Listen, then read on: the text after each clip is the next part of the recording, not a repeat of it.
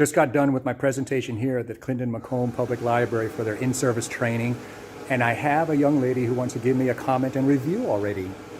Hi, my name is Janet Audie, and I have attended probably 1,000 in-services over the years, and this is, I'm sure, the best one I have ever attended, the most useful and most active program that I've attended, and I would encourage anybody to hire John and have him come in and give your group a presentation. Wow, thank you. And there you have it, folks. Very successful presentation today at the Clinton-Macomb Public Library during their in-service training. And I've got another happy camper right here. Yes, I am. My name is Margaret Dekovich, and I'm the head of staff development, emergency preparedness, and the South Branch of the Clinton-Macomb Public Library.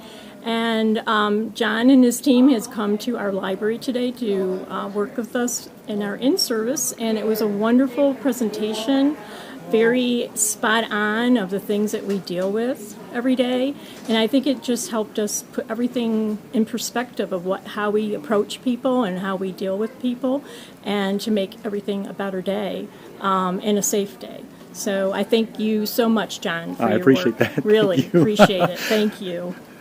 And there you have it, folks. Clinton-Macomb Public Library.